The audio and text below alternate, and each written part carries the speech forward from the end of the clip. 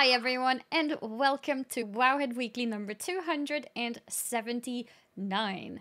In today's show, we are covering all of the new customization options that are coming with 915, and especially considering how we were not expecting these customizations back at BlizzCon line, when we were told we can't really see anything coming during Shadowlands. We are very, very surprised in a good way about how many new options there actually are, primarily for the allied races. So there's going to be a lot of visuals today, that's for sure. We also have some other things to do with visual again, you could say. We have the new starting armor to talk about, and we also have some Legion Timewalking, which is a new concept, considering we have never ever seen Mythic Plus being part of a Timewalking event. Before we jump into anything, though, let me quickly introduce myself. My name is Annie, or also known as Annie Fuchsia, and I primarily stream on Twitch. I also do a few things on YouTube here and there, but you can mostly catch me streaming games on Twitch. Let me also introduce my very lovely co-host, Perculia, who right now is having a visit by her little feral druid. I run Wowhead. I do a lot of behind-the-scenes stuff, setting up the news and guides and features on the site, and it's great to do the show and be in front of the camera for a change. I am joined by Brightpaw, who is miraculously sleeping, or almost sleeping, in my lap. He's very excited about the travel updates to Druids. And yeah, let's get right into it. We have a ton of 915 stuff to cover from the PTR. A lot of really pretty images of transmog sets, like Recolor Tier 20, customization, and then also some updates that pertain to the lawsuit as well. We know it's a bit serious, but it's still important to cover with how, severe the issues are at Blizzard, which seems to have woken Indeed. Brightpaw up. So yeah, let's start things off with a bang with discussing the, oh god, right paw.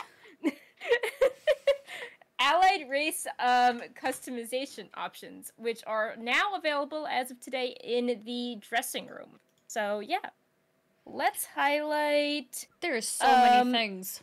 Yeah. Like, where do we start? Here, hair decorations for Nightborn. Yeah, so Nightborn were always the race that had the least amount of customization options, and it was disappointing because the NPCs were pretty epic. They had a lot more customization available to them.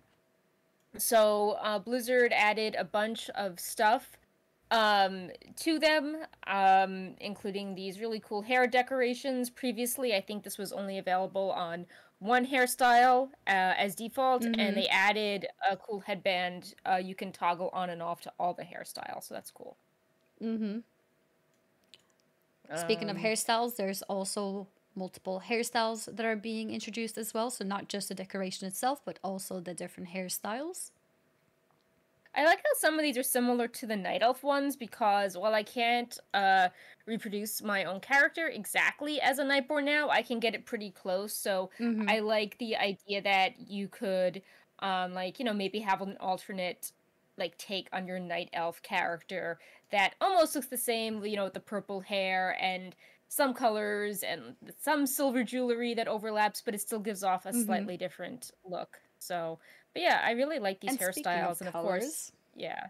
Since you mentioned purple, I'll go on and toggle through the different hair colors as well, and you can keep on talking. Yeah, so we've got two purples for hair colors. That's pretty cool. And then something that is really unique to the Nightborn is the jewelry they have. It's not just necklaces, which they surprisingly didn't have before, but they also have face jewelry options, jaw jewelry options, and then interesting earrings that they didn't really have before, and they look awesome. It's all together. You can get a pretty armored look on their face. Almost, it sort of reminds me of like the Night Elf tattoos, but like a glitzy version of it, with how much you can customize their face with all of this jewelry. Because you can have the decorations which is in the hair, then you can have the decorations around the jaw area, you can have the necklace, and then the ones covering the ears as well, as you can see with this sort of full face jewelry example, and it's pretty cool actually to have that much customization.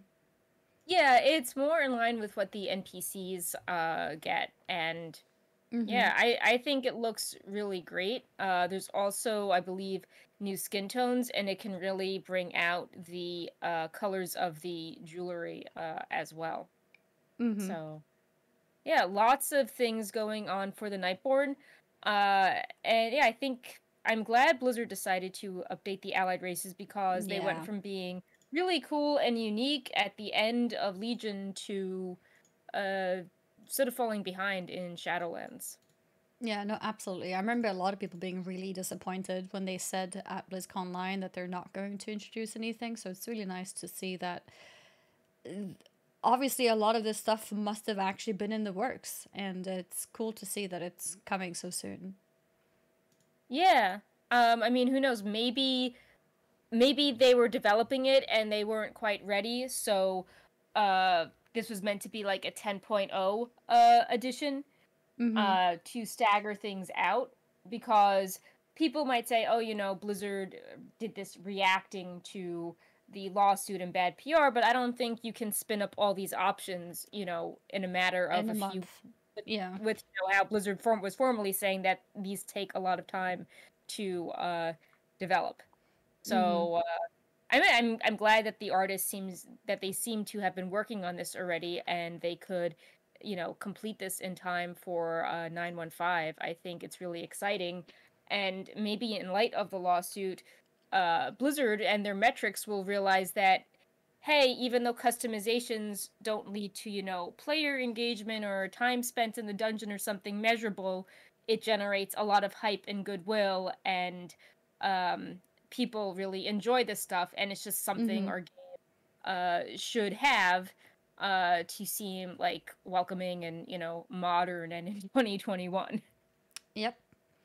For the Nightborn, there's also a few mail options, or well, there were a lot of mail option and updates as well, which were similar to the female version.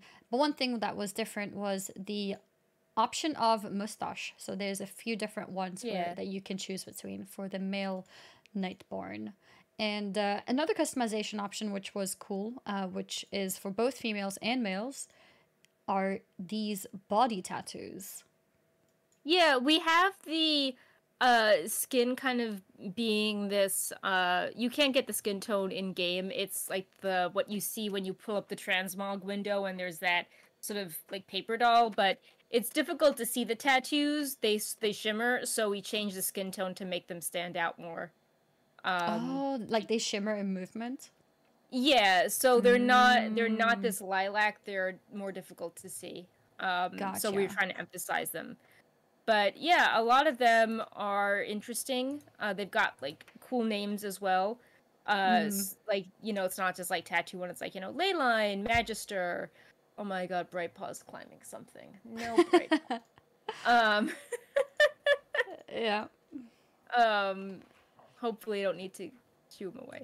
Um, but yeah, the tattoos are really cool, and I like how they're similar for male and female, as well as both have the jewelry options as well. It's not like, oh, jewelry is a girly thing, like the guys can't have it. I Yeah. think it's good that um it's pretty similar across the board, which reflects Mm-hmm. the Nightborn NPCs as well, Mm-hmm. in game.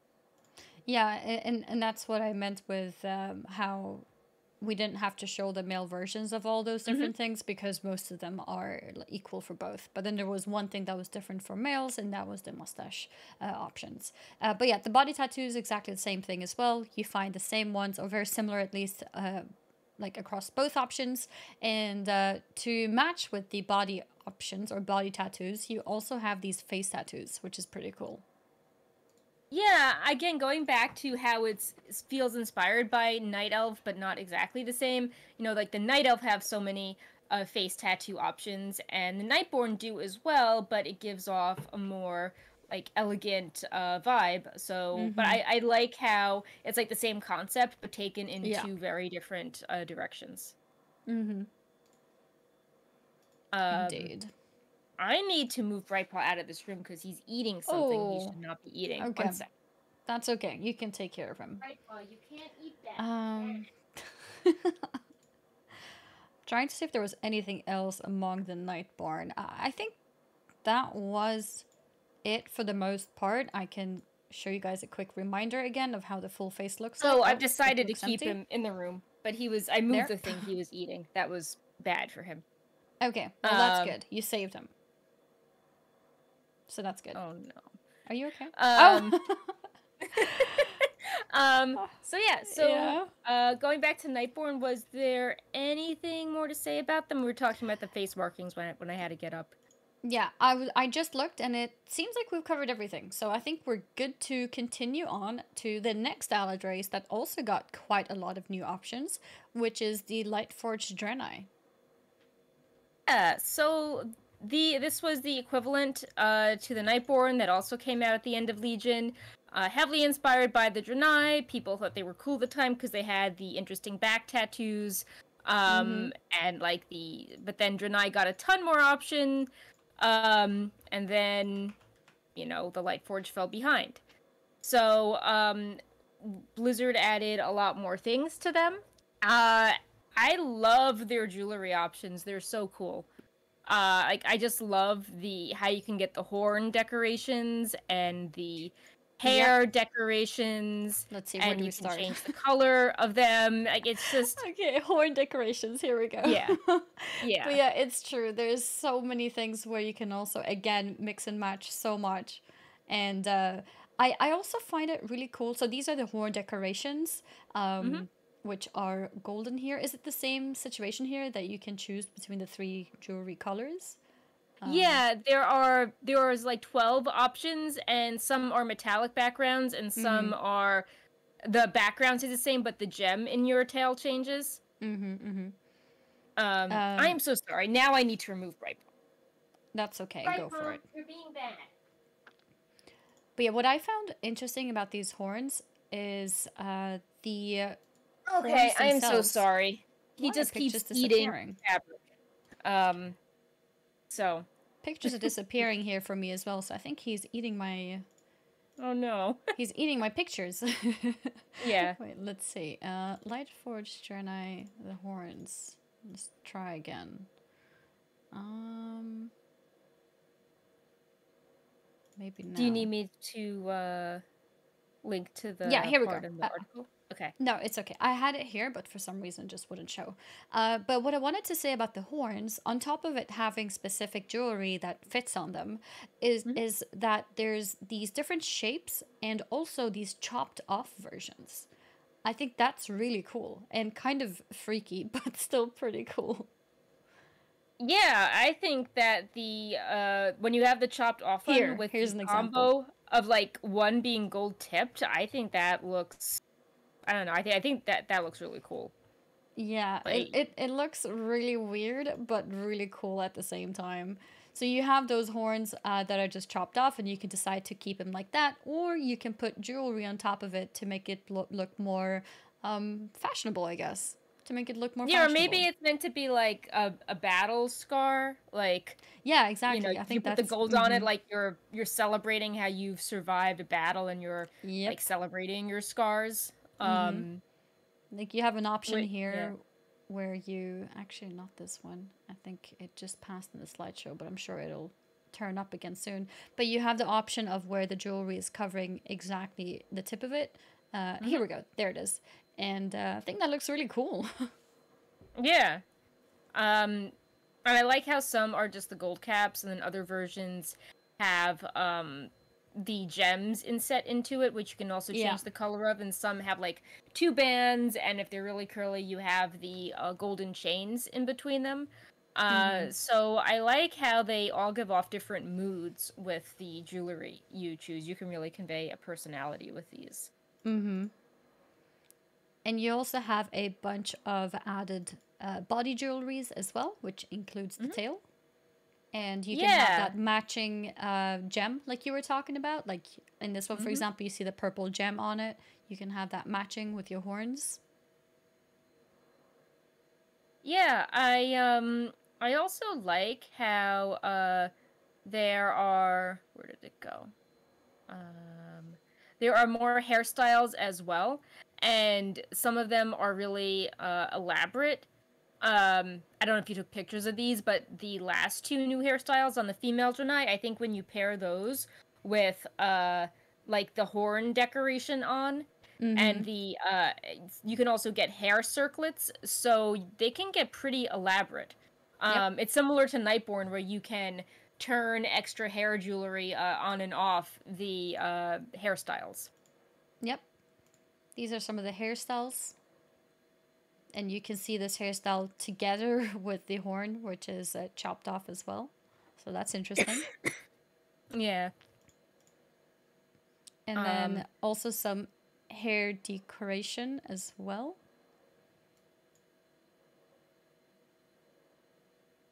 So you have like the diadem and other kind of things in your hair. yeah. So there's a lot of really, I just think it conveys so much personality, and sometimes their hair felt a little plain, and I feel like a lot of Lightforge transmogs try to have like an open back, or at least show off some of the back tattoo, and it felt weird when Mm-hmm. they didn't have as many cool accessories on their face, because it felt like they would want that ornamentation. Mm-hmm. So I'm happy they have that now. Um, We also so have some yeah. jaw decorations for Light Forge Renai. And we again have a full jeweled up example for you to see how it looks when you put everything together. This is necklace, the hair decor, the jaw necklace, or I mean the jaw jewelry and Yeah. everything put together. Yeah, I just think that these options are really great, Mm-hmm. and I had a lot of fun making little dressing room dress up dolls, trying to combine all the options and different combinations, and like which, which horn had the best jewelry option that came with it, and like which hair had Mm-hmm. all the golden blings. So I had a lot of fun experimenting with this race, and I think it went from being kind of one note with, oh, there are the no Draenei with the golden tattoos, they're just Draenei with a different color scheme, to a lot of really unique options on their own. And I think that the new hair colors are fun too. Like they've got a pink and a purple one. Um, so yeah, I think that this is really exciting stuff. Mm-hmm. And for the males, you have the added option of facial hair as well. Hmm. So just like the Nightborn,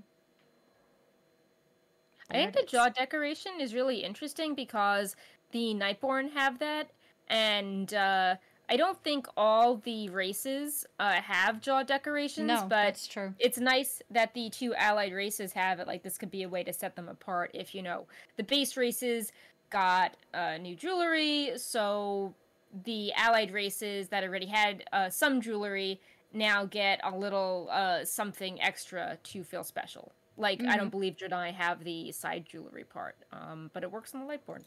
Mm-hmm. I think that was it So for yeah, the Lightforged Draenei, for now yeah, at least. But yeah, it was just like the Nightborn. It was quite a lot of different things, and for a lot of different body parts. You know, its face, its body itself, tail, horns. It's pretty cool to see that much detail put into things. yeah. So for the last one, we have the Void Elves, and it wasn't as elaborate, but I think it's promising because it shows that Blizzard has the technology or time to tweak races that already got some updates at launch and make them more exciting, even if they don't warrant a full revamp. So, with the Void Elves, they had a decent amount of customization at launch because that you could use like the new Blood Elf skin tones and some of those the eye colors Mm-hmm. um, to reflect their shared heritage. But now you can also get hair colors that the Blood Elves use, like notably blonde, red, white, black, brown. And the exciting thing was that originally at launch for 915, they were meant to have 5 new hair colors, and then based on feedback, they added 3 more. So that could be a sign that if something seems missing from another race, they could potentially add that in, since they were able to add the other hair colors really quickly after, initial feedback. Yeah, Um, I didn't expect that at all. I remember when they announced that these new colors are coming in, and I saw quite a lot of people actually asking for more simple hair colors, quote unquote, like white and something black, I think, and then mhm, something yeah, else. I And think brown. yeah, I think it was brown. And they added it within a few days. So that was quite shocking, but a good thing Yeah. to see as well that it's possible to do it that fast. Yeah. Another thing, I'm not sure if these images are complete yet, but you can toggle the tentacles off on the hairstyles that have the shadowy effects. So, the ones Yeah, that that was have the void interesting. colors. We're not sure if these are complete because right now the tentacles add a lot to the hairstyle.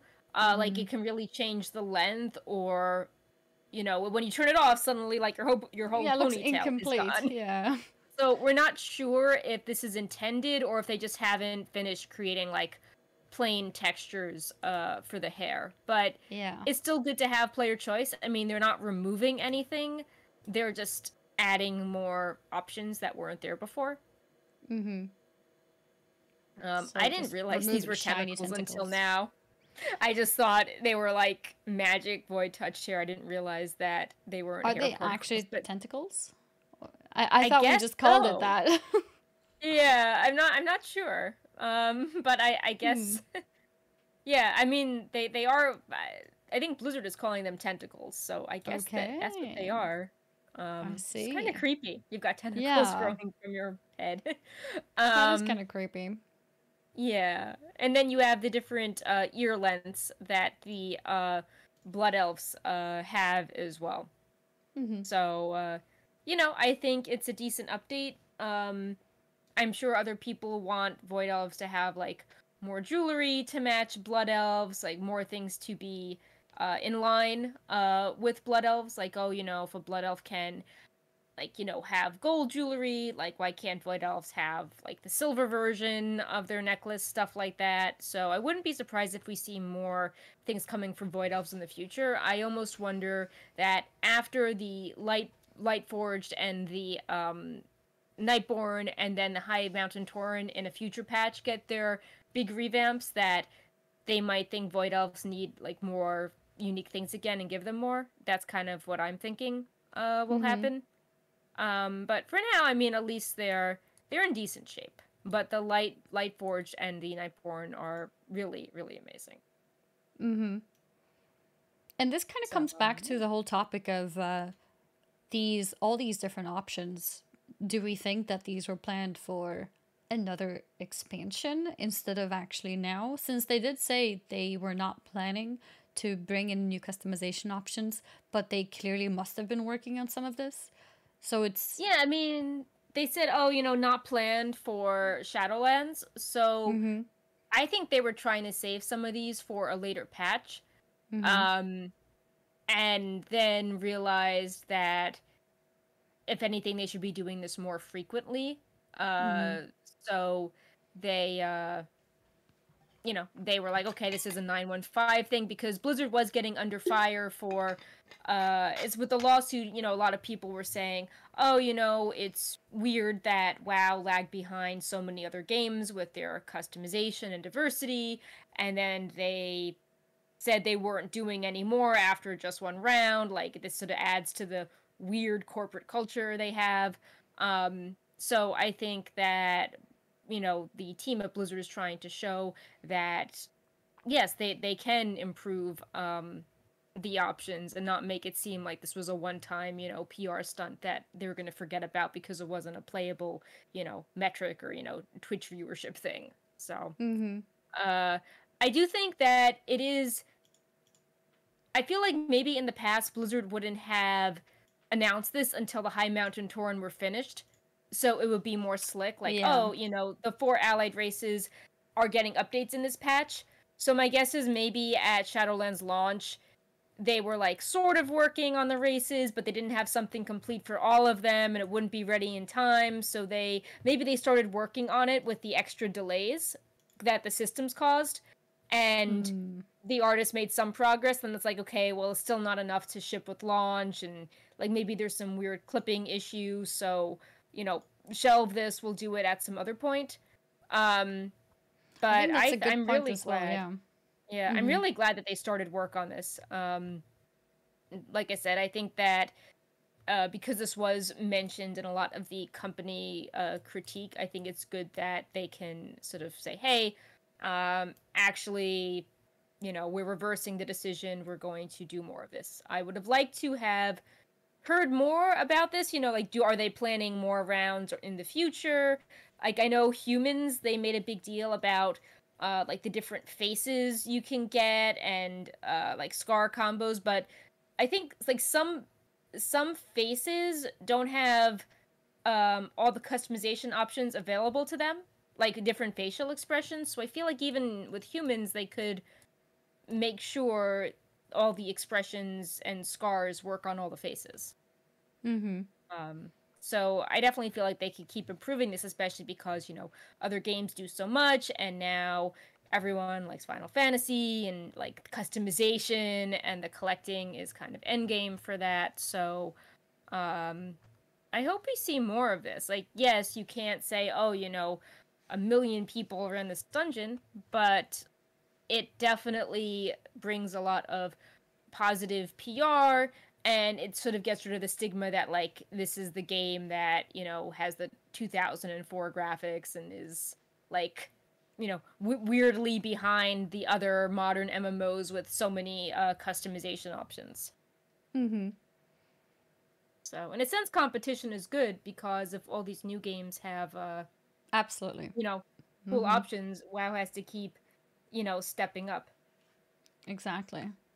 Otherwise, it's going to end up being behind things. And I think this was an eye opener for a lot of people who used this time of quite a few things that happen at the same time. One, the long period of no new content. And then Mm, two, everything to do with the lawsuit. And three, just a long summer in general with COVID kind of improving with vaccinations, but kind of not really. And, just a lot of things going on. Um, and it's just made people willing to try other games. I've seen plenty of people try Final Fantasy, but also Guild Wars 2 and ESO and just other games in general. And I think the more people play those other games, the more Blizzard has to also pay attention to them to see what could we take from those games to improve our own game. Um, it's something that people in the industry or games in the industry have always done, take good things from each other. mm. But I think at some point when you're at the top for very long, you kind of start feeling like you don't have to. But I think hopefully this year has been a huge eye opener for Blizzard in terms of shaping up and actually doing all the things that are worth it for casual players, especially as well. Things like customization and I think on the topic of the customizations before Mhm. as well, we saw so many things for Lightforged Jedi and so many things for Nightborn, Mhm. and a tiny bit for Void Elf, and that seems kind of imbalanced, like you said, right? It would have made more sense to have more things maybe for Void Elf and maybe a High Mountain Tauren at the same time. So maybe they were indeed planning to put together a thing where they add jewelry and lots of things and or just more customization things for a lot more races, and maybe they were planning to take that out at once as a Mm. big thing for the next expansion. With Shadowlands, I think their big thing was like skin tones and facial features, because Yeah. people pointed out like, hey, like I can't get for example, like an East Asian kind of face features, I can't get that in the game, Yeah. or I can't get like a normal looking black skin color for my characters, or things like that, things that should be so obvious in 2021 but then wasn't. So Blizzard added those things and made it a lot more like relatable for a lot of people who, with all sorts of different looks. Mm. And then maybe they felt like, well, jewelry and things like that is not as important as that. So maybe we'll do like a huge announcement of that in a future patch, but we can slowly work on it already. So they worked on Nightborn and Lightforged Draenei, and we're planning to work on more things, but instead of making it a big bomb later, they probably felt pressured to bring it out now. I wanted to highlight what you're saying about the casual players. A lot of these games, these newer MMOs or other games, they're not designed to be like WoW, where your typical player only plays WoW and doesn't play other games. You know, some of these No. games, it's like, you know, oh, it's meant to be like, you know, a movie release where everyone goes and they play it for a few weeks, but and then they go play another game. Or I think Final Fantasy said, oh, we design this in a way where it's okay to take breaks. And I think Yeah. that Blizzard is so focused on catering to the player that plays. Well, maybe that's not even true. As in, say they focus on catering to the person that plays WoW every day, but there are issues with how they design the game on that perspective as well. But I do think that they have in their mind someone that plays every day, that is done with their customization, that uh, you know, participates in more of their high end systems. And while there are flaws there, I think that while there are flaws with how they handle the high end player, I think that they sort of forgot that there are, you know, casual players, or that, hey, people might like doing old content or RPG style things, or, you know, what's questing, what's story, what's just collecting random things for fun.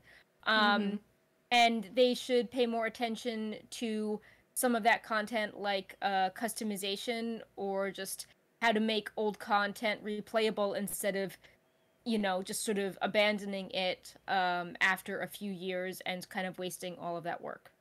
Mm-hmm. Yeah, definitely. And it's I okay if someone mm-hmm. plays WoW and they don't play every day. Like, it's Yeah. okay to still have those people excited about your game as well. Mm-hmm.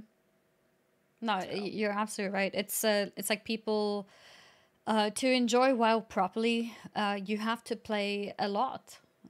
Because if you don't, you can't keep up with what is the most exciting for most people, which is keeping up with the end game content. And of course, there are certain more casual ways of approaching things. Like myself, I play, well, quote unquote casual. Some people think that's hardcore too, but the way that I play is through achievements and collections, transmog, mounts, pets. So I'm playing that way, which means I don't have to always play, but I do make sure that I get in at points to pick up, whatever weekly I may need. For example, right now, like as a small little random thing, I make sure to log in to check on my seeds at the Queen's Conservatory to get all the mounts and transmogs that I need from that. And for that, I don't need to log in and do my 15s every month. I mean, sorry, every week. I don't have to clear the raids. I know my gear is lacking right now because I'm not, playing it properly, but for what I'm doing, I'm playing like active enough. So in one way it could be seen as I'm being a casual, but in one way I'm pretty hardcore because I have unlocked everything and done every aspect of the game, and then I do the things that I think is fun, which is the collecting part of it. So I do still, keep yeah. up with all reputations and collectibles and things like that. So for players like me, and maybe even more casual who don't even bother with that stuff that I do, having these extra little games would be really fun. Like the topic of player housing, I never thought that it's something that I would be interested in. I never ever voiced any interest in player housing. I thought it was, I don't know, I thought it was kind of stupid. And I now you're can't like explain collecting why, everything for that. but then Yeah. experiencing player housing in Final Fantasy, I realize and go back to my memories of, hey, I remember, outside of raid time, hanging out with people in Stormwind, sitting on the rooftops, or before we could fly in those zones, try to use as much parkour as much as possible to get on Mm. certain roofs and hang out there, hang out on trees, hang out in the mountains, outside Stormwind, and all kinds of places. And imagine in those times, I could just have my own house. And then I could continue running the raids and running the reputations and anything to get furniture for said house. I think that would Yeah, be really cool. housing is really soothing as well. Like, Yeah. you can just chill there, you can, redecorate it. If you want to invite friends, you can. If you just want to hang out by yourself and, Yeah. like, you want to just, I don't know, like, wish fulfillment, like, oh, Mm-hmm. like, I can just, decorate a house. It's expensive IRL, but I'm gonna, make Yeah. my dream house. I think that's really appealing. Like, I Mm-hmm. definitely had some friends that play both games when the lawsuit broke that were just like, I can't, like, log in or really think about playing, games properly, but I'm gonna go redecorate my Final Fantasy house and have this be my little, like, ideal, dream house space. Because, like, Mm-hmm. WoW was too messy to log into.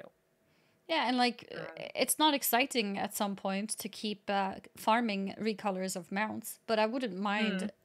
farming for recolors of wallpapers, you know? Yeah, or shares. Yeah, that works Because better for interior design. then there's a Yeah. reason for it. Like sometimes I may want, pink wallpapers, sometimes maybe blue Mm. ones. Whereas this specific mount, I don't need a blue, green, and gray version of it. Yeah, you can Uh, only have one mount showing per time. yeah. Um, so Um, but yeah, on that note, since we're talking about like collections and appearances, we should highlight some of the interesting armor sets. Some of them are kind of controversial as well. Mhm. Um, yeah, and I think also Oh yeah, like the it's with the starting. Mm-hmm. yeah, like it's interesting because we were just talking about how other games seem to understand the collection aspect better, and Blizzard created some new sets, but in the process of making the new sets, they are removing some old things people like to collect that showed their character's identity. So this is an interesting story. Mm-hmm. Um, so yeah, I think we highlighted this maybe last time. I can't remember, but 9.1 had some very simple looking high resolution armor sets with names that said starting gear.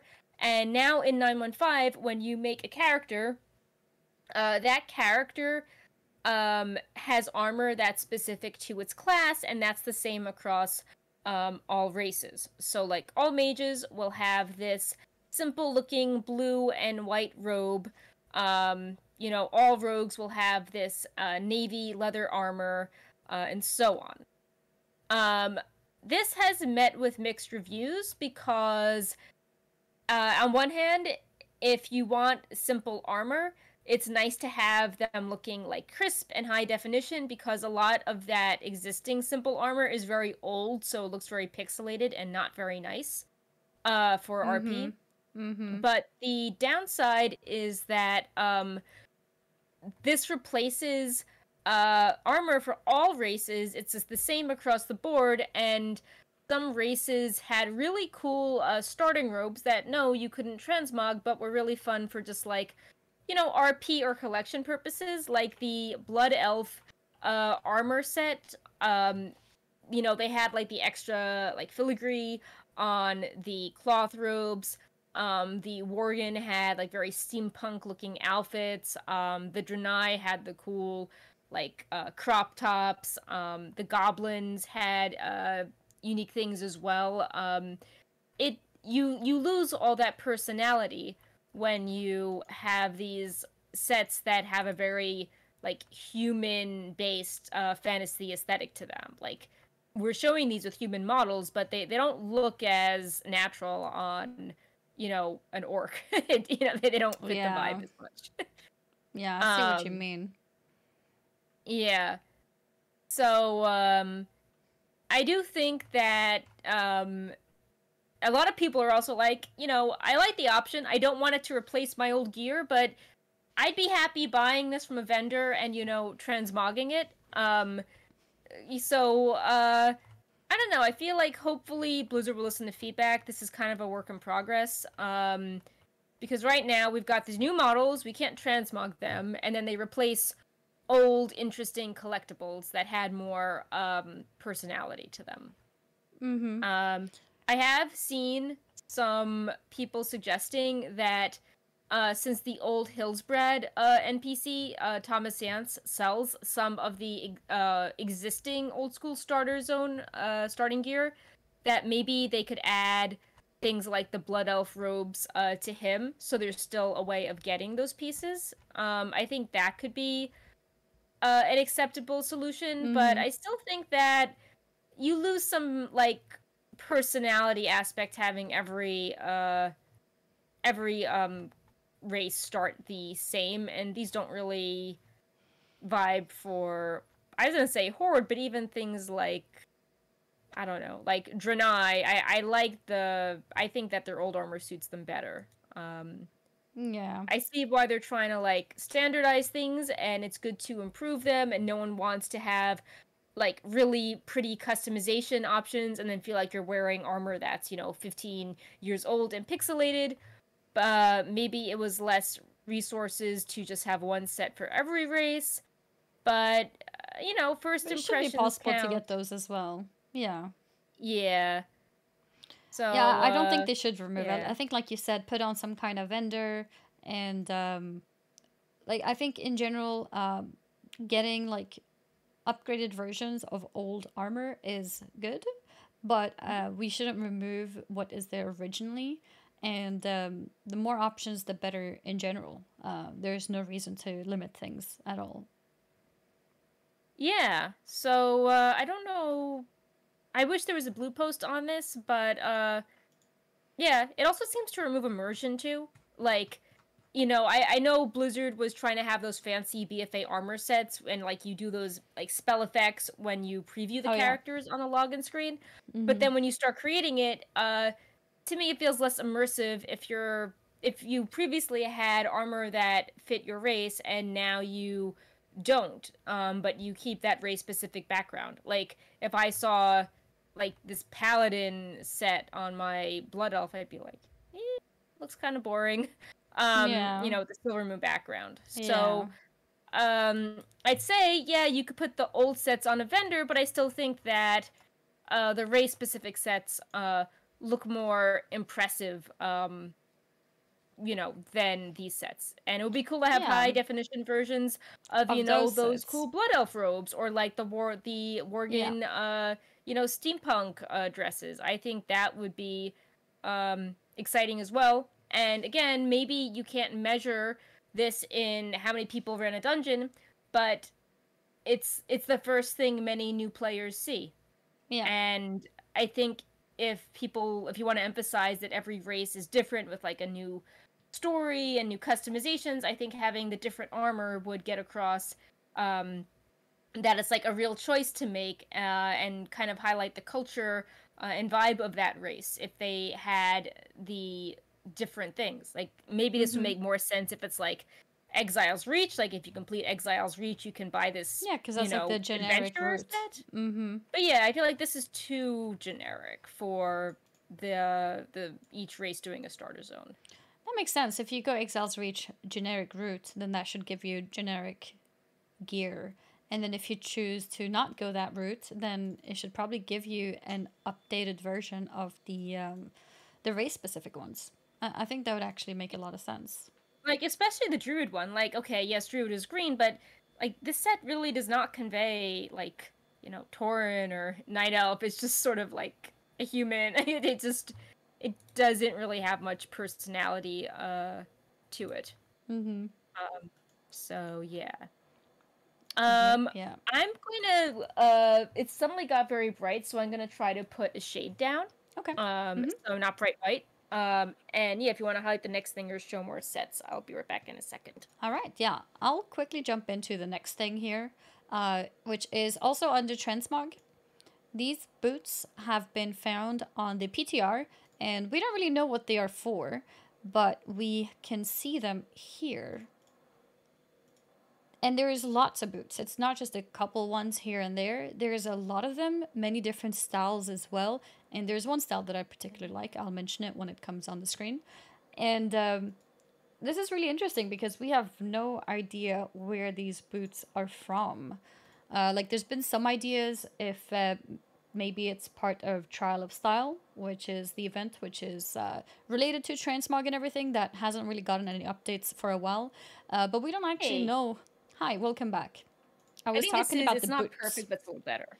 Yeah. So Oh, yeah, the these boots. boots. These look really Yeah. cool. These sort of flamey looking purple and red effects. They look really cool. Yeah. I have no idea, or we have no idea where these boots are actually from, is what I was just talking about.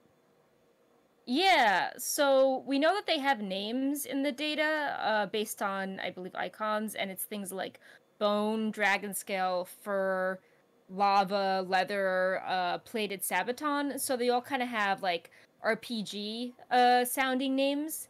It doesn't Mm-hmm. sound related to any particular raid or Sylvanas thing or the jailer. Um, it almost just sort of sounds like, I don't know, we're exploring. I almost get like a Northrend vibe from it because like dragon scale with dragon blight, and then like the, I don't know, the fur and the bones seem kind of wintry, and I don't know, leather exploring as well. Um, I don't know. I'm just kind of, I don't know. I'm kind of feeling like an exploring vibe. Like maybe these are Mm-hmm. crafted boots or some transmog thing, maybe from Trial of Style. But they don't really seem related to any like Shadowlands Covenant or Mm-hmm. Jailer Sylvanas thing. And there's so many as well. Yeah. So many Um boots. yeah, so I mean, we don't know what the rest of the set is like. Mm-hmm. But I think especially with the lava ones, having a full set would be cool because like what are you gonna pair these boots with? Yeah, They're that's true. so They'll stick out so much. yeah. I guess some of the shaman and hunter sets would match. Like Oh, they, the they the have them in blue Firelands as ones. well. Yeah. Blue and green as Um, well. That's cool. yeah. But yeah, I think that these are pretty intriguing, and I hope we see more about them. Um, or even if they're from Trial of Style, I hope we see like full sets with these because they're really hard to match, and they've got interesting elements. Like the fur ones, at first look pretty simple, but they look like slippers, which again, we were just discussing how the starting zone armor has like the simple but high graphics, and it's nice to have slippers that look modern and crisp as well. Yeah, like more casual wear. Yeah, like if you're in town, that could be interesting.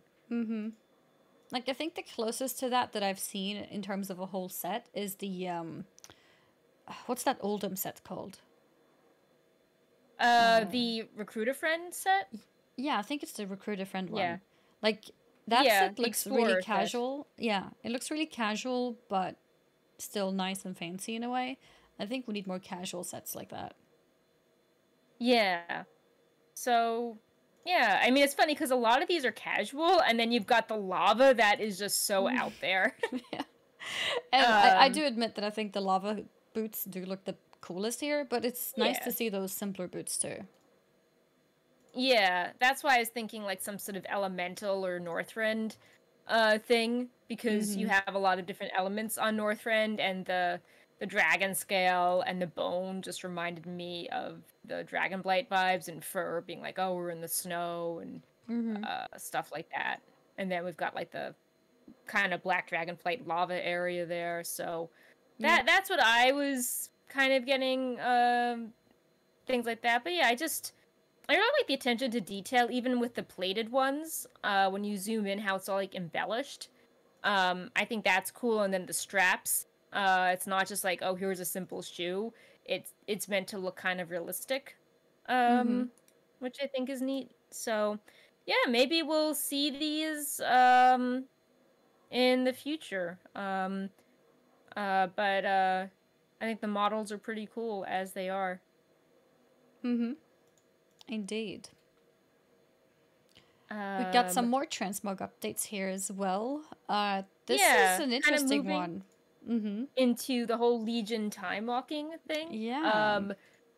We will get to the details of the event in a second, but for now, we're highlighting some interesting Legion weapons, and one of the devs that worked on them, Allison Steele, had an interesting Twitter thread where she confirmed that some of these were from Legion Timewalking vendor, and it was talking about how some were really easy to make while others were difficult. So we know that the Aegis of Agrimar, the replica, is from the vendor, and that looks awesome. Like that just looks really cool. It does look really cool. Right, let me pull up the picture just of that. Yeah. Here.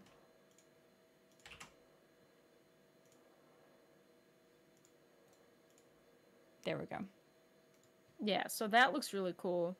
And then I believe there was the Argusian Reach longbow.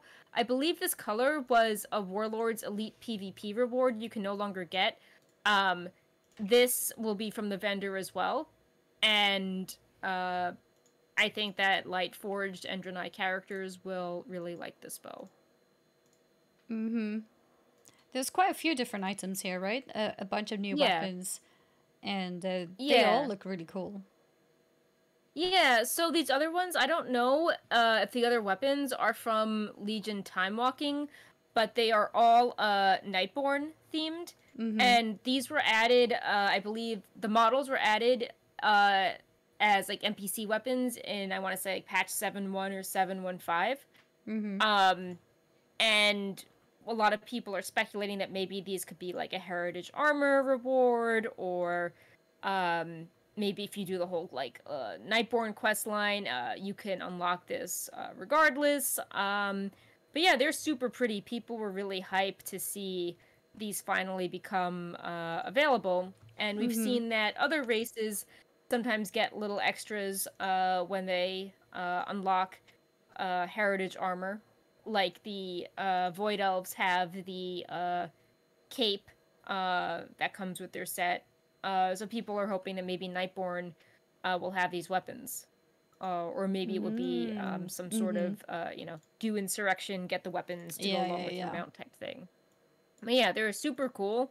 I believe when these were first added years ago, there was also weapons that match the Void Elf heritage armor, like a cool shield, so it would be fun to see those come back as well. But yeah, especially now with heritage armor also, what was it? There was some kind of update to its scaling with Torghast or something. I think that you can buy stuff with heritage armor to upgrade it to go up to level 60. Gotcha. Okay. Yeah. All right. So it was more. But yeah, I meant like it was more the heirloom upgrade, not the heritage armor. Gotcha. Which was purely cosmetic. Yeah. Okay. Yeah. They are making it easier to unlock certain allied races in 9.15 that had the dungeon components. So, it's nice that they're trying to make allied races more enticing again. Absolutely. I think I was reading another note and then I just like mixed up two thoughts together. My bad. But yeah. I'm on point again. I think that it's pretty interesting to see that people were so hyped about these weapons, even though it's literal years later. Kind of going back to what we were saying before, how Blizzard creates all this content and then there's a new expansion and then they sort of put it aside and don't think about it. And it's almost wasted, and people are still really hyped to see these things return no matter what time it is, and you shouldn't just say, oh, we're in the Shadowlands, let's ignore Legion for now. I think that it's, by doing stuff like this, it shows that there is potential to get people hyped about older content and expansions. And I think indeed that you are a little bit unsynced to us right now. Oh. Do you want me to change? Yeah, if you could change server real quick. Yeah. That should reset it. And in the meantime, you guys can take a look at the Nightborn themed weapons. All right, testing. Yeah, that's much better. Awesome. Yeah. So, not sure what you caught there, but I think that if you bring stuff back from old expansions, people it helps extend the life of it, so you don't feel like you have to ignore something, and people can get new players excited to collect matching stuff from old content. Mm-hmm. We have another time walking thing reward. This is not confirmed, but we think it's related. We've data mined recolors of 2 of the tier 20 Tomb of Sargeras sets, which were high definition versions of the Black Temple tier 6 sets.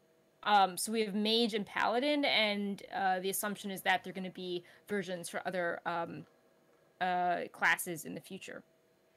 And Yeah. what's really interesting about these is that they use the mythic recolors, and that means I know in Shadowlands currently the mythic recolor just has extra glows, but back in Legion, the mythic color had more like physical details. Like the Paladin one has this extra book and more like doodads on the gloves, and the Mm-hmm. Mage has like arcane spikes. Mm-hmm. So common theory is that since this uses the challenging model, maybe you have to do something like special with Legion mythics in order to get this. That it wouldn't just be from a vendor. It would be you would have to do something kind of difficult to get the this difficult model. Yeah, like a sort of something to do with a challenge. And what do we know that is a Legion potential challenge is perhaps the new time walking. Yeah, so we think it could be from this. People were also extremely hype about these sets. It's so fascinating because they're based on sets that, came out over a decade ago. But, right now we've had the original Tier 6 sets, and then a few years ago we had the updated Tier 20 sets that came in 7, was that? Yeah, 7 colors, and now we have another color, and people just really love these armor sets. Yeah, and um, especially the mythic versions. yeah, I think the paladin colors are really cool, and Mm-hmm. the mage as well. People like this gives off like Medivh vibes. Like, Mm-hmm. um, people just people are like, oh, this is like really good for an arcane mage because of the purple. So yeah, I think that they're putting more thought into the Legion time walking, supplementing it with hype things, and reminding players of an expansion that, for nostalgia or whatever reasons, it's viewed more favorably now, even if Legion itself had a rocky start with systems. And I think they're trying to show that they're maybe have this time walking event have more staying power or hype than the past ones, which kind of felt like paint by numbers. Like, okay, we got to scale the dungeons to here. We have to make 2 toys. Okay, we'll give you a cache of Sanctum of Domination armor. No one needs because it's like so low level on normal. So Mm-hmm. I hope this is a sign that they're trying to do more with time walking and not just have it be kind of like repetitive. Mm-hmm. Um, so yeah, why don't we discuss why The time time walking walking for itself. Legion Yeah. seems interesting? Yeah. Lots of Uh, new things here. yeah. So we had a blue post on the time walking dungeons, and then we supplemented that with a new Mythic Plus affix for this Infernal Legion themed one. Yeah. And the So time TLDR, walking Mythic Plus has its yeah. own affix. So the exciting thing is that you can run the dungeons. You can run them on Mythic Plus difficulties on Shadowlands' level. They will have affixes. If you run them on this difficulty, they count towards the Great Vault requirements for the week. So you can run these instead of Shadowlands ones. Yeah, it's not in And addition to, right? It's you would do it instead of. Or would it be in addition yeah, to? it would be instead of. Yeah, okay. Or I mean, you could say, oh, I think how it's going to work is like if you have to run like a certain number of them, some of them could be the Legion ones. Mm-hmm. But it's nice to have variety. Mm-hmm. And then if you get loot from Legion Timewalking, um, Mythic Plus, it will be the same eye level as Shadowlands Mythic Plus, and then you can upgrade the gear with Valor. So I know That's everyone crazy. with Legion is, you think Legion and then you think the outdoor Arcano Crystal boss. That's not part of Time Walking, but it does raise an interesting point of, is there some like OP item with combinations of stats that people would be interested in getting from Legion Time Walking? So Mm-hmm. that might actually be interesting. Yeah, Uh, that is and then interesting. we have this infernal affix where it seems based on data mining that Legion commanders will spawn, and various demons show up, and they have a special soaking mechanic that's very similar to a mechanic from Tomb of Sorgaris. And I think it's neat how they're making a special bespoke affix for this event. Mm-hmm. I think that it adds some variety to the mix, Mm-hmm. and just makes things feel less repetitive. And maybe if this goes well, um, they could try, I don't know, doing Mythic Plus to Warlords. That could be interesting. Or Mob, because the original challenge modes. I know Oh, you yeah. were like always really keen on having like things like the Mob challenge modes, set return, or like things with the interesting shoulder effects. So that would be cool if they could do like a remix of the Mob challenge mode stuff. I think that could be interesting. Recolors then. I still want my unique colors from back then. No, Yeah, I mean, I wouldn't really mind if they would bring back the yeah. same colors, but I also do understand people who might be like, yeah, I want to keep my old color. But I also understand people who may have, just missed out and really want them. For example, the Paladin set from MOP challenge modes is amazing. I love it so much. And probably a bummer for anyone who happened to take a break at the time and maybe never got it, or maybe was close to but didn't care at the time. It would be nice to be able to go back and do it again. I know that they brought back some of those challenge mode sets as Legion Order Hall gear, but it was like toned down a Yeah, lot. yeah, it didn't have the special effects, Yeah, and it was it more took me a while like to even realize it more was the chill. same set. Like they Yeah. looked so much worse. But yeah, the base set of it was a part of the Legion Order Hall, but not the effects themselves, which is part of the charm actually of them. The effects are really cool, like Mage with the eye appearing, and Paladin with the sort of brightness lines whenever you're casting things. So it would be nice to see those come back, whether it's a recolor or not. Yeah, I just like the idea of taking these old dungeons that people remember completing as a challenge, and Mm-hmm. trying to maintain a sense of difficulty or hype. Like, Mm-hmm. it's sad if someone has really like good moments doing MOP, good memories that this was a challenge, and then like you're just sort of face rolling it. I think it sort of tarnishes the experience in your head. So it would be cool if they could find a way to recapture the uh difficulty of past dungeons, which is Yeah, almost an issue with classic or TBC. Like everyone's like, "Oh, I remember it this is was so difficult. difficult back in Yeah. the day," and now like the raid is just falling over in one shot because we recaptured how things were exactly, but we didn't realize the community changed. So now, like it's still not the same experience. So Mm-hmm. I think that realizing that you can't replicate the same experience, but you can try to do something like challenging and festive in the spirit of it is preferable to trying to replicate a dungeon and scale players down and they still face roll something. Yeah, that's So the thing too. That's the worry as well. If they bring back the exact same set and it ends up mhm. being a lot easier, then people might be upset about that. So maybe bringing back a recolor and it will inevitably probably be easier, but maybe still some kind of challenge. I think that would be an okay like sort of compromise. And yeah, I think this will be a really good event to test out the Mythic Plus and see how it turns out.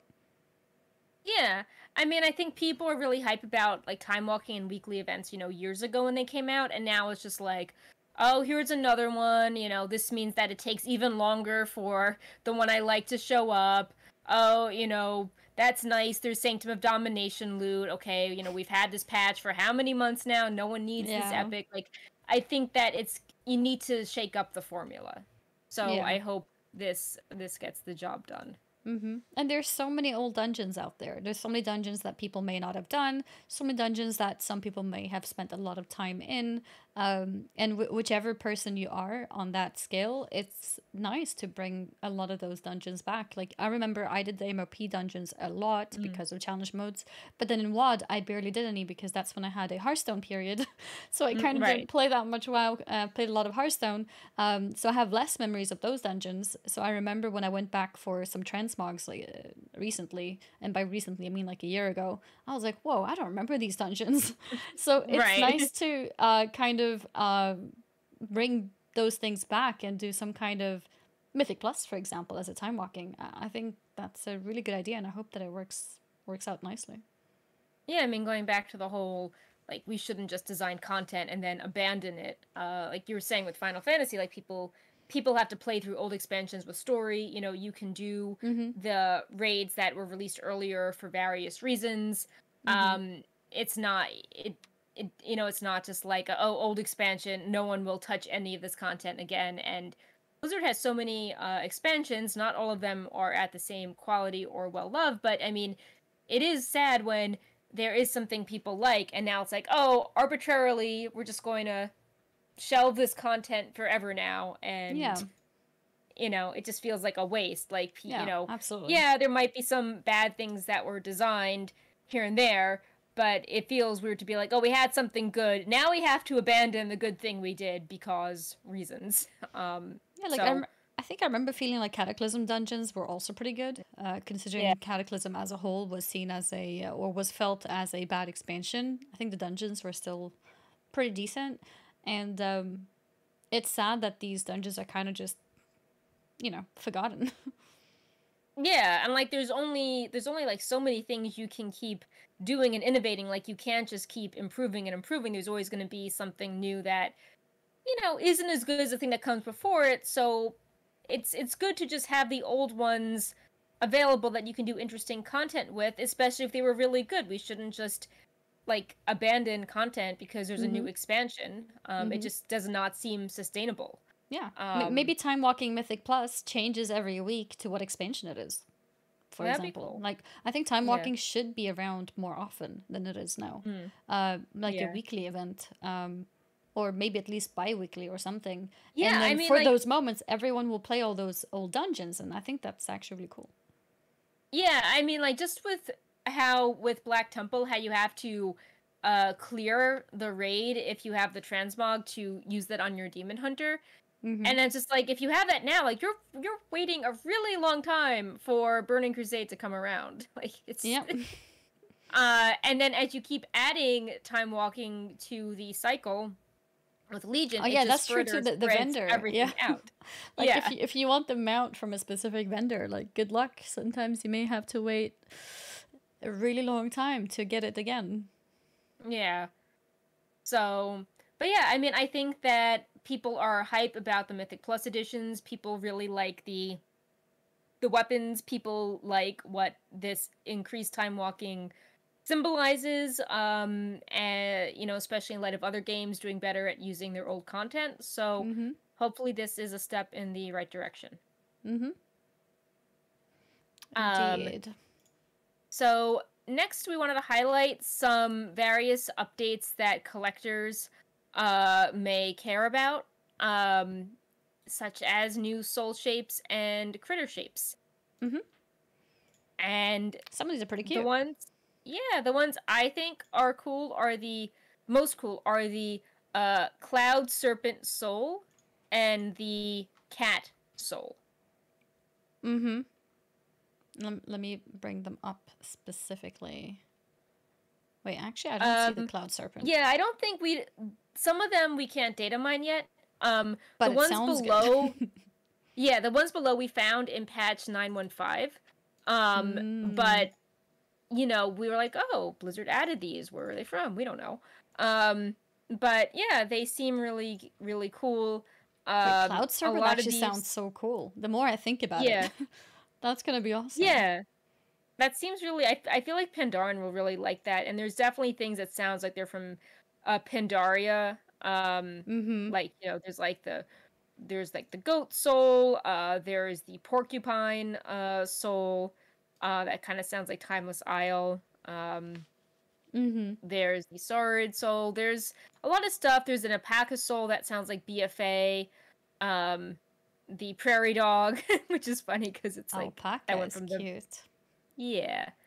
So there's just a lot of things here. The corgi is not on the list. But yeah, I think this is a way to get people hype, and if you have to go to old content to get these, it reminds people the old content exists, which I think Yeah, is a good thing.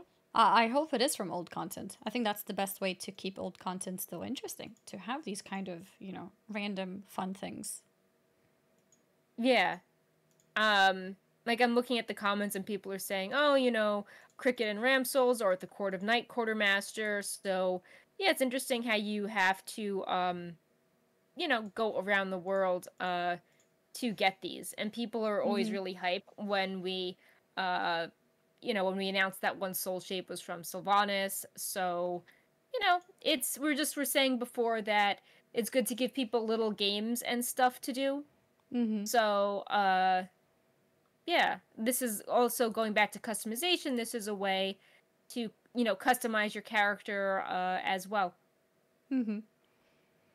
I see a comment in chat about 915 and when it is. Well, the question is if it's this week, which is not going to happen. It's currently on PTR.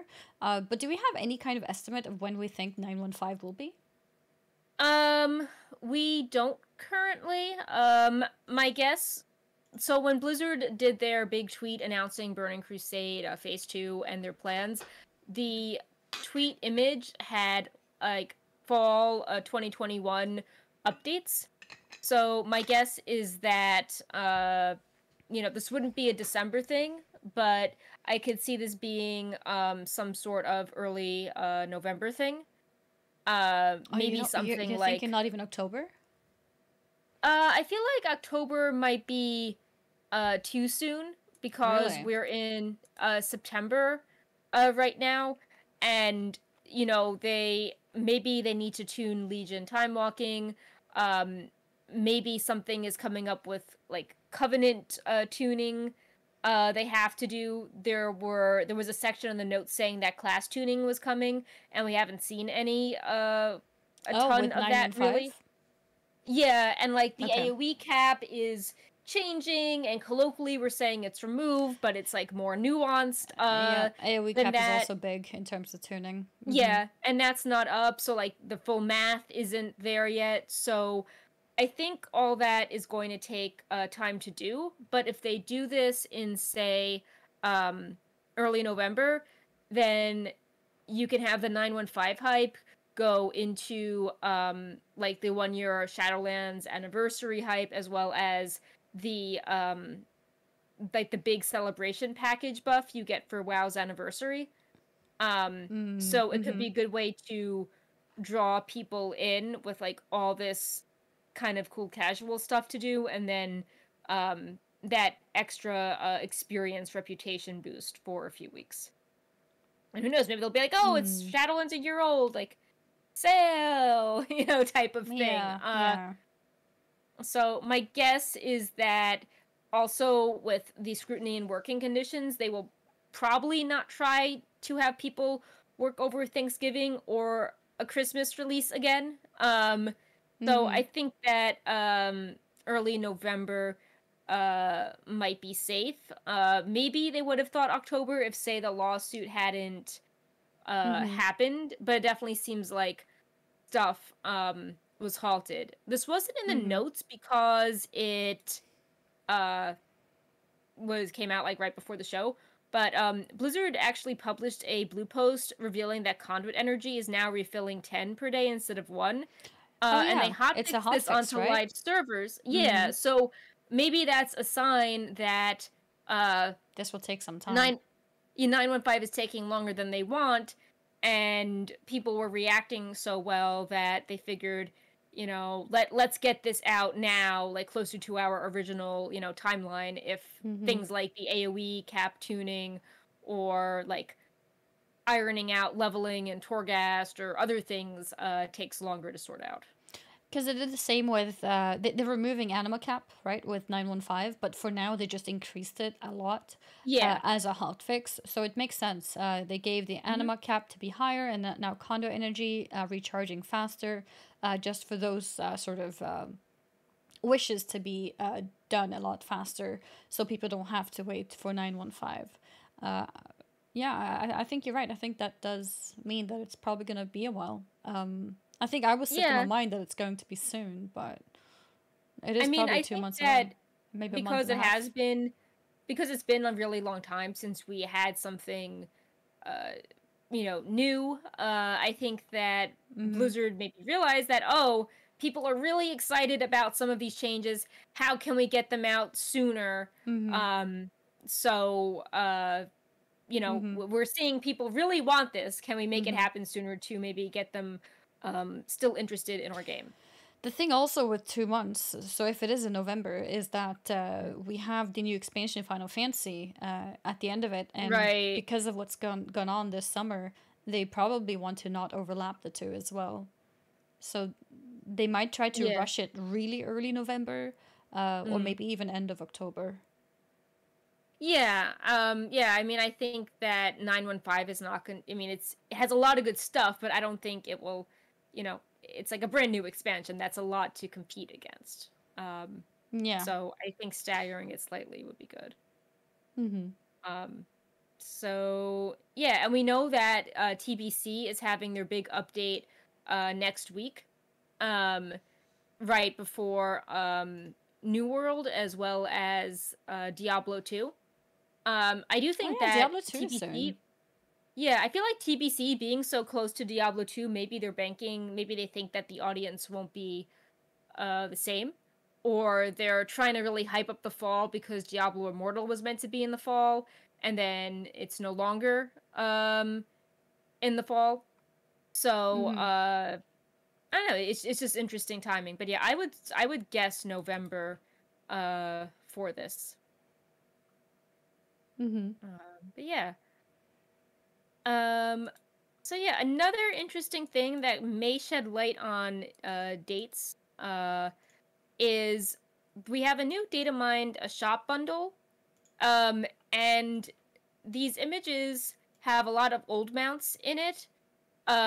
The top image that we're showing looks like it could be some sort of dragon bundle, and they always do a bundle over the holidays. Mm-hmm. But then the bottom two are interesting, especially the last one, because you've had this kind of like Elune vibe, and there's speculation this could be like a lunar festival bundle released around that time. Yeah. Because you've got that moon, and then you have something that looks like a transmog set with effects around it, which looks really pretty. Yeah, and that's really Um, interesting because we haven't seen that. no, that's brand new. Yeah, that transmog is So, brand new because most of these other things on here are things we've seen before, just bundled together. And mm, this one is completely new. yeah. So I think the top image shows that it's definitely out by Christmas, and then this bottom image could hint that 9-2 won't be ready by the time the Lunar Festival is, if they're putting the assets in for that now. Yeah, Um, I see. Mm-hmm. and then the bottom right one is also interesting because we do have the Sprite Darter Transmog set and the mount, but the pet is new.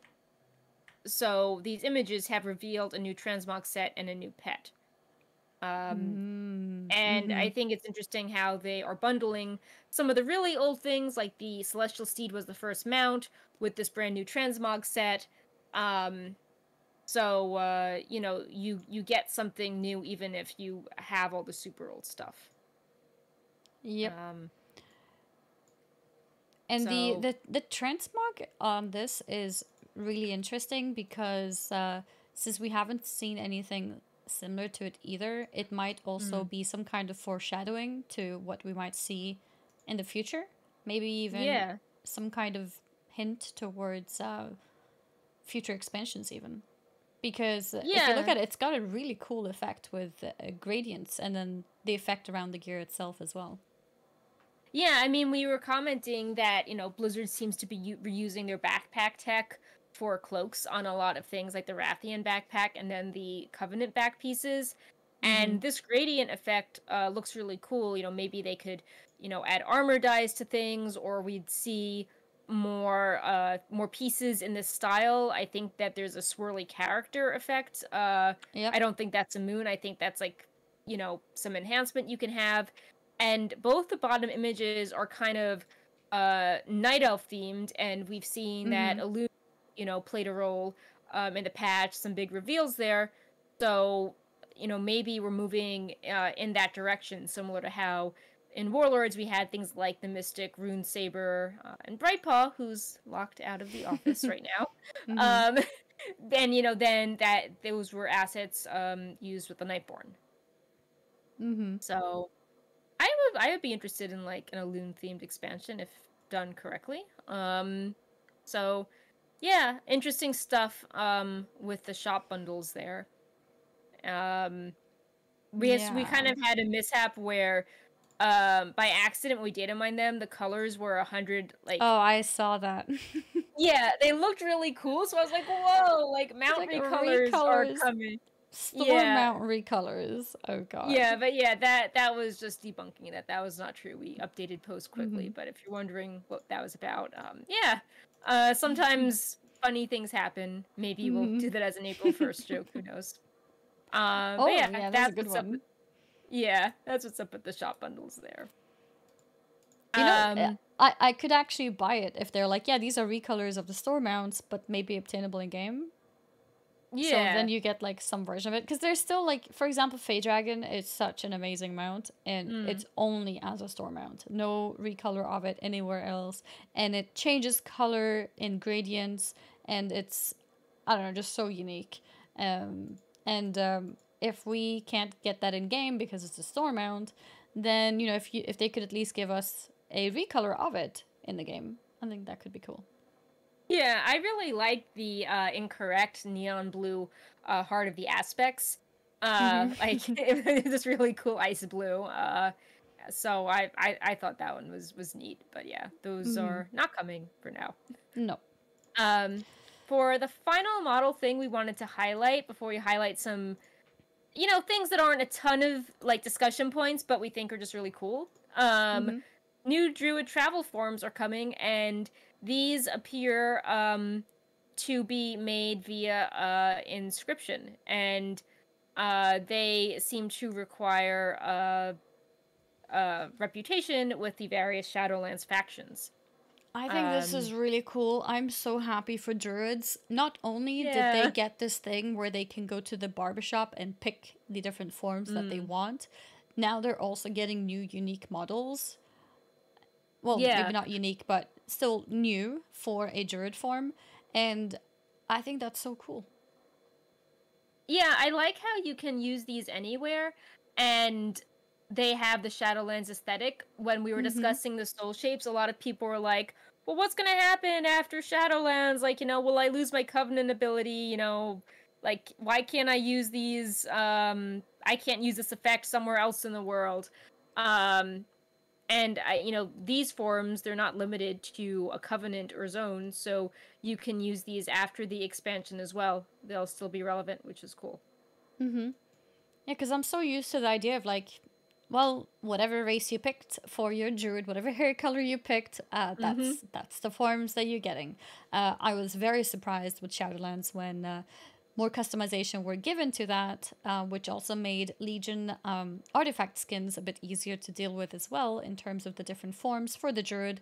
For example, I wanted to play a resto druid, but I wanted to use my mage tower feral set as like transmogged to get that feral form. Yeah. But you no longer have to do it that complicated way. You can just simply go Mm. to the menu and pick the one that you want. It's a huge quality thing for druids that I never thought would be implemented. I think we even talked about it, and I was like, yeah, no, they're not going to fix it. But they did, and I think that's really cool. On top of that, we also got a lot of different forms for druids for the different allied races. And yeah, I think druids have been getting a lot of love and lots of variation between the different races, and now we see additional things being unlocked. In this case, Shadowlands themed, but it's very clear that this means that they will continue to get new unique forms, and I hope to see something for boomkins because I think they are Yeah. the ones that are lacking behind the most. Mhm. It's not a travel form per se, but I think it would be nice to see some new boomkin forms. Yeah, I agree. Especially seeing how well these other forms have been received, and how Mm-hmm. wild people are like, whoa, like Zandalari druids, they look, so unique. And the Kultiran druids as well. Mm-hmm. Indeed. But yeah. So yeah, just some quick things just wanted to highlight before we end on a more serious note with the social stuff. Mm-hmm.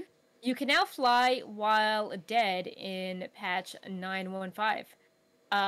Previously, you were not able to, but now you'll become a soul that can fly back to your corpse. That's awesome. Uh, I hope and they can that's really good. hotfix that. Yeah, that's really good for Revendreth because you've got the elevators, Yep. which are not fun. Mm-hmm.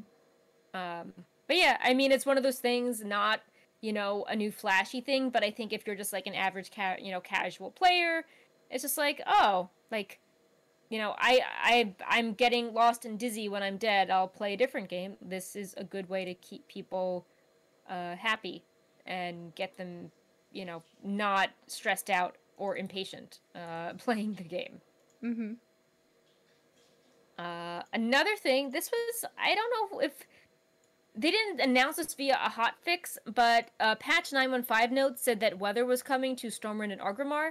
But Mishi Art on Twitter posted videos that there are rain and thunder on the towns on live servers. Yeah.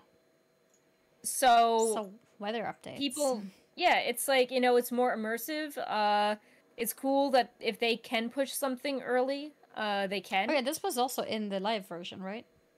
Yeah, which is weird because it wasn't announced being hotfixed in, but all of a sudden it just was. Mm-hmm.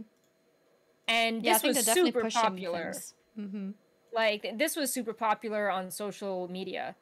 And, a lot of the comments are like, hey, this is a really cool RPG element. I feel weird they took weather away. Like, it's, it makes you feel more immersed in the game, or like you're out questing and it starts to rain and the sound effects kick in. Like, it feels very realistic. Mm-hmm. So yeah, again, it's not they're not going to release a trailer being like weather in game, but it's No, it's but it's like something one that, of those yeah. small things that still has a decent impact on somebody who just walks around, just plays the game. Yeah, and it's nice if you're just, you were mentioning before how like you like, AFKing in cities, waiting for friends to group up. And like this just adds to the ambiance and it makes the world feel Mm-hmm. more alive as opposed to just like, like, oh, this is the place I wait before I do my, group thing that then gives me the rating. Like, it's nice to highlight more of the RPG elements Mm-hmm. unique to WoW. Indeed. So, especially because they used to have rain in places and then some of that got removed. So, it's like, yeah, maybe. Yeah, like why remove? Add more. Especially when it takes years to add it back. It's like maybe you Yeah. should rethink the process because people would rather have rain that is like less good than no rain at all. And Mm-hmm. then it also doesn't look good for promises if you're like, oh, it'll come back in the future, and then it's 5 years later. But yeah, it's Mm-hmm. coming back. I'm glad it's been hotfixed in. Again, this was super popular. And yeah, I think that Blizzard should also look at what people are excited about on socials, because that's positive PR as well, because you have so Mm-hmm. many articles that are negative, like, I didn't understand the Sylvanas cinematic, I'm lost about this, Elune was confusing. And that's what shows up when a person browses the intranet. So Mm-hmm. if something like weather has a lot of retweets or screenshots with the hashtag, that buys some positive PR Absolutely. for the Mm-hmm. game, which Mm-hmm. they really need. Mm-hmm. uh, Especially now. But even before the lawsuit, a lot of people were like, "This Savannah story is really confusing." Like, there were articles on like mainstream journalism sites highlighting why it was so confusing. Mm-hmm. Um, but yeah. So, before we highlight some of these social things they were doing to improve just like the culture and the in-game interactions, I wanted to highlight a few suggested quality of life improvements for 915 that these are not official, they're not data mined. We thought the Wowhead team, in the spirit of the patch, that it would make sense for these to be added.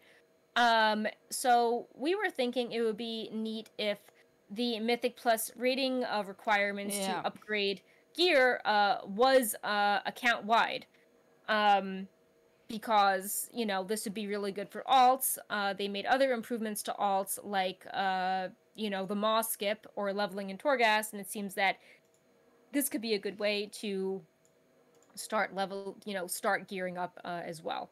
Mm-hmm. And it Especially was because you did have, yeah, you yeah, had in the season Keystone 1. Master being account wide in season one. Yeah. So now that this system has changed, it's suddenly per character, but Mhm. it shouldn't be. Yeah, so that's one thing. Mm-hmm. And then another thing would be the account-wide unlock and upgrades for Archivist Codex. Mm-hmm. Um, because that can help you, gear up in Korthia, and you can upgrade them to a higher item level if this was account-wide, because tier 6 is a pretty hefty time investment right now. Mm-hmm. Indeed. So, but yeah, not a critique. These are just, hey, since this patch seems to be a lot about addressing feedback and alt Quality improvements, of here are life. two Mm-hmm. things. One of which is maybe an oversight that we think should be added in 915, Mm-hmm. and, to help with player retention and just general enjoyment on alts, because a lot of these changes are cool, but they're not actually, new content to do. Uh, Mm-hmm. so if people want to turn to alts, the experience should be friendly for them. Yep. Indeed.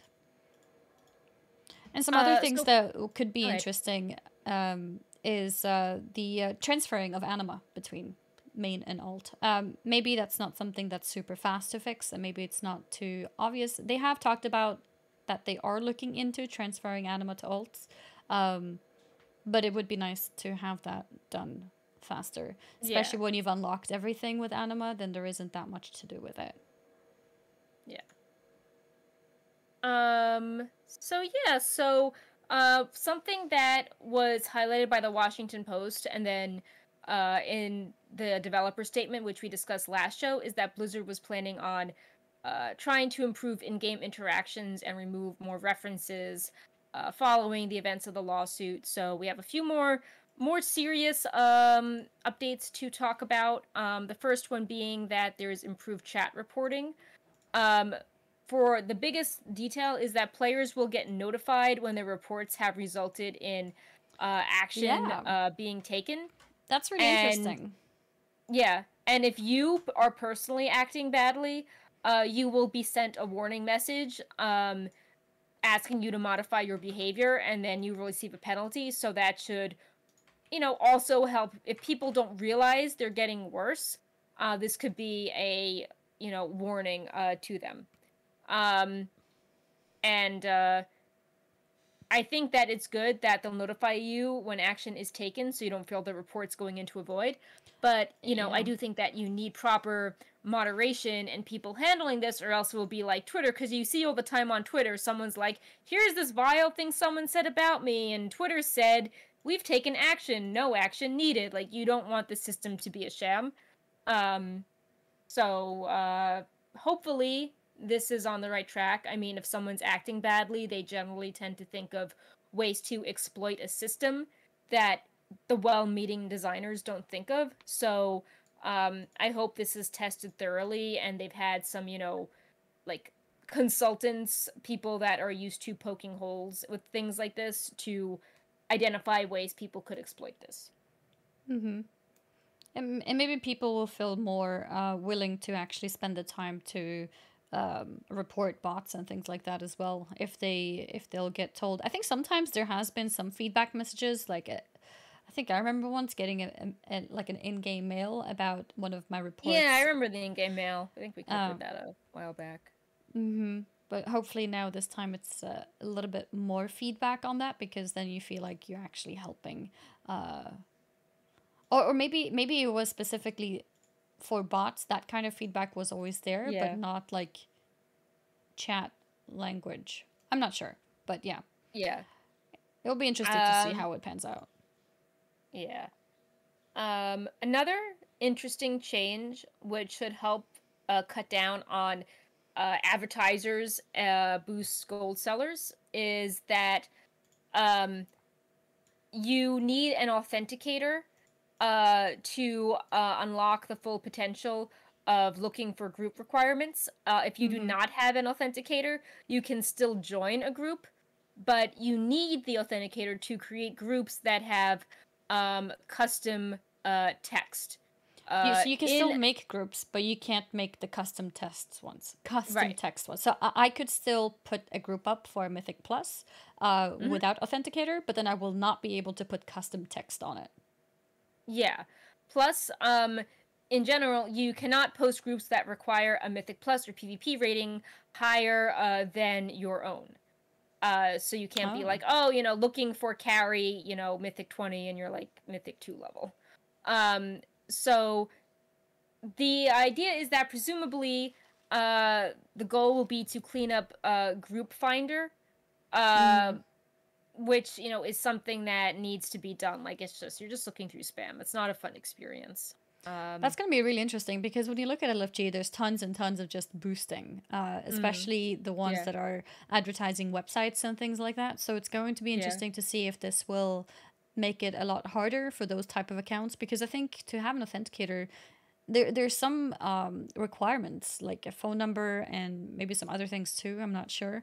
Maybe it's no big deal. Maybe these people will be able to go past that as well and just have lots of phone numbers available. I don't know. yeah. But it will be interesting, and I hope that it does make a difference.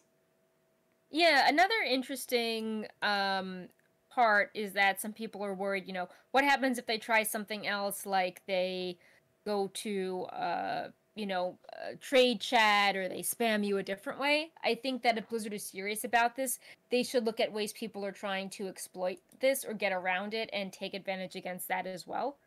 Because yeah, I mean, no one likes these, selling groups, and it's breaks immersion. It's not good for the game. It defeats the purpose of like character progression. It just makes the experience feel very soulless. Mm-hmm. And yeah, uh, hopefully this makes a difference. And if they realize that people are getting around it, um, or if they see someone with an authenticator making hundreds of boosting posts, they can do something about it. Mm-hmm. Uh, but yeah.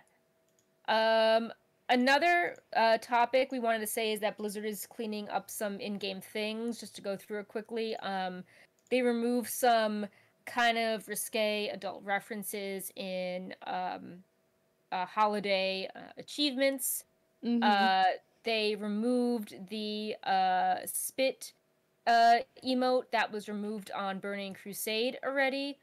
Um, it's I mean, obviously, people shouldn't be trying to do something maliciously to each other, but it's just like, what happens if people just suddenly say, okay, we're gonna like spam like the taunt emote or like rude emote or like type something custom that's mean. Like, I feel like this may this we were just saying that it might be easy to get around the group finder. I feel like this is something that might, it's I'm not sure will have the desired effect of curbing anything.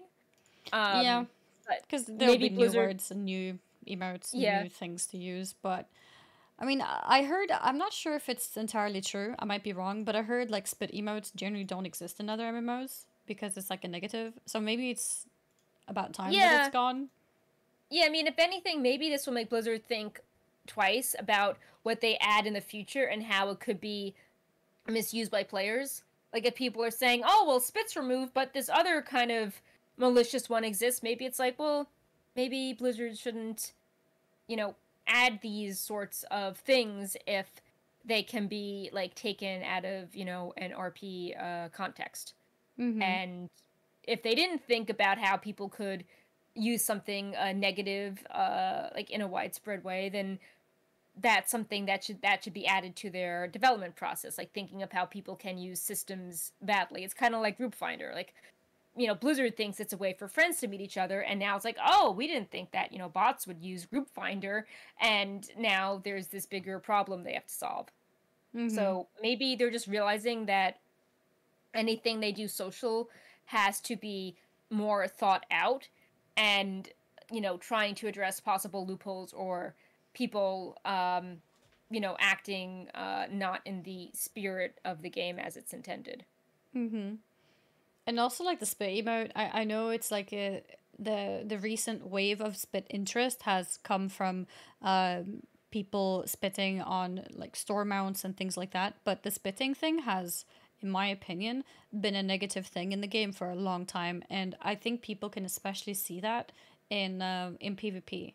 So Mm. in PvP, people tend to do like slash spit on people because you can't type to each other if you're enemies, and it's been there as a sort of uh, insult on people that you don't like for the longest time.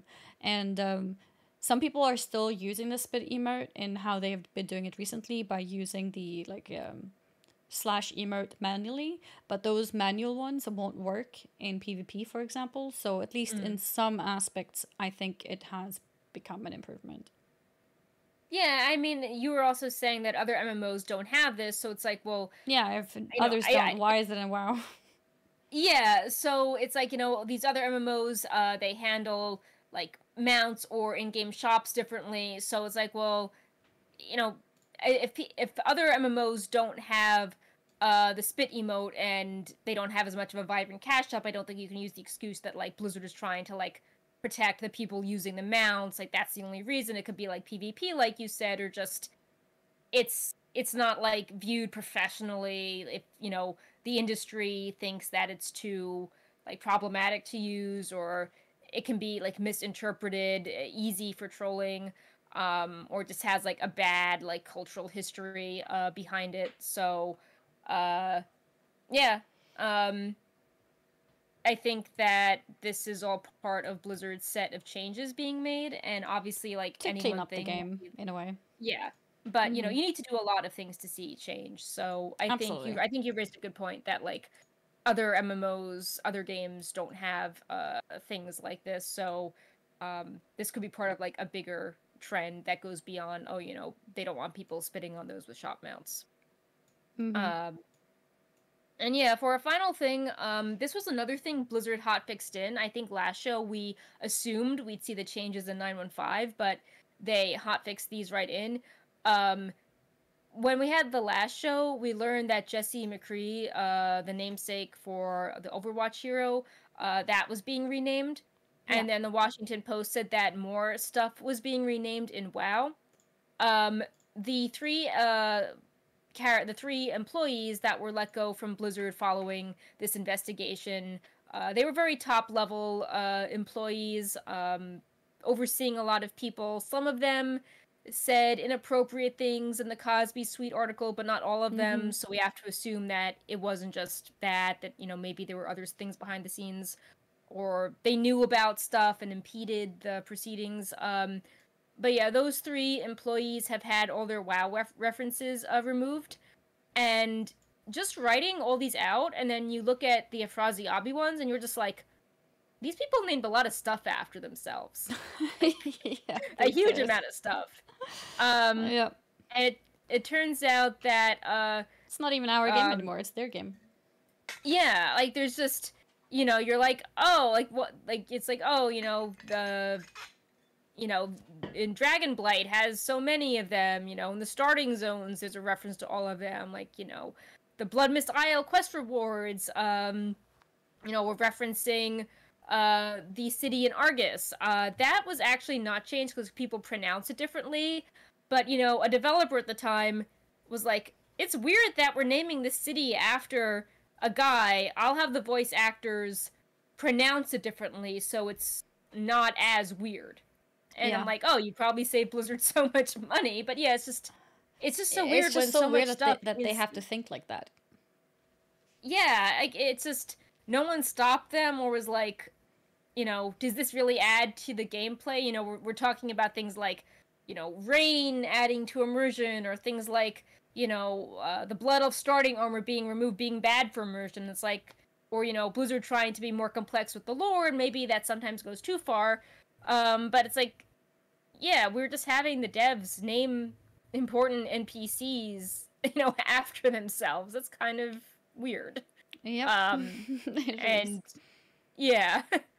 So, obviously, the worker demands are not yet addressed. Mm-mm. Um, but, it is good not to just have um, this seem like socially acceptable. Um, it's not good. Like, it's just egotistical. Yeah, Just to yeah, sort of it name really stuff is. after yourself. Mm-hmm. So, like one reference that's like obscure, or I think like Borealis, there's that house of like all the developers, like cats, like that's like lighthearted, but when it's like when you're writing this out and it's like, oh, these 10 references to this developer were removed, you're like, okay, that's a lot. Yep, it Um, is. so yeah, I mean, obviously still want to see the worker demands being met. And yeah, hopefully we'll have some good news to report on that front, which we unfortunately have not had. But we've Mm-hmm. had some updates so far. That the developers who work on WoW, they're not the ones making the policies. But it seems that within their limited sphere, they're trying to clean up what they can. Yeah, I do feel like following some of the devs and people who are still working there, that they sound a lot more positive, at least in what they're doing and talking about and everything. But hopefully we can have like a more official and grand scale demand properly being, addressed. Yeah, I mean, like, I think it's really good for um rebuilding general PR that, someone like Quick on Twitter is, praising the WoW team or highlighting updates. He seems invested in the company. Like, I think that's smart to do regardless. Like, if you had a power transfer, it's good to Mm-hmm. show that, the new head, really likes um understands Twitch, understands video games, but I hope it's not just like a lot of hype, and I don't want them to dodge like the more serious allegations, or like distract us being like, oh look, AoE cap is removed, like, yay. And it's like, okay, but are you advocating for the rights of your workers? I just hope that doesn't Yeah. get lost in all the shiny 915 stuff. I No, think that both exactly. It's really cases. important. Mm-hmm. Yeah, It's really important to not forget why this right. everything became such a huge topic in the first place, Yeah, because and then it will just not repeat itself. exactly, and Yeah. not just the game rewards for us. Even if the game Mm. is like totally like becomes amazing, it Yeah. still needs to be that the workers are having a better place, because that's for the what's the word, longevity Yeah, of the game. longevity. Yeah, Hmm. so that is important. Yeah. So that's Yeah, about it for that was today's it show. indeed. Yeah, Yeah. that was I all the think that we're topics going of today. to Mm-hmm. continue doing shows on Tuesday instead of Monday, just because, you know, it seems like more things happen late Mondays or early Tuesdays, so we can react to it right away. Like Mm-hmm. today, for example, we had this conduit energy hotfix that we could talk about and then speculate that maybe, 915 is far off because this got Mm-hmm. hotfixed in. And if we had Exactly. the show yesterday, it was a US holiday, so we wouldn't have I had had no updates then. anything to Mm-hmm. talk about. Mm-hmm. Tuesdays do Yeah. feel good to continue with. Yeah. Mm-hmm. So, Yeah. yeah. These shows always end up on YouTube, so if you want to keep up with them, you can check them out on YouTube. They're nicely placed in one playlist, so you can keep up with them every week. And if you are currently watching this on YouTube, then you may want to be interested in watching them live. And if so, these are ran on Twitch, twitch.tv/wowhead. And we do these always live at. Do you want to tell me the time for Pacific? Yeah, it's 1 p.m. Pacific. Yes. And I think that's 9 hours ahead of you. Yes, it's 1 p.m. Pacific. Did I say 1? Yes, 1 p.m. Pacific and 10 p.m. CST, which is my time zone here in Europe, or here in Sweden specifically. Yeah, you can feel free to follow us on all the different medias to keep up with everything. And what we try to do here is gather the news and put together the most important parts or the most interesting parts, or both, and give you guys a recap of what is going on in case you haven't been able to yourself keep up with all the news. So, yeah. And before we head off, I also want to give quick shout outs to Aegis with his 44-month resub, and Taylor with a 17-month resub, and Rizmodus with a new, fresh Prime sub here in the channel. Thank you guys for supporting Wowhead, and we'll be back again next week. Yeah. So, yeah, see you then. Have a great week. Have fun playing with the new customizations in the dressing room. Yeah, we play around with those customizations. There's so many new things for Lightforged Draenei's and Nightborn especially. So enjoy those. Yeah. And bye-bye, everyone. Bye. Bye.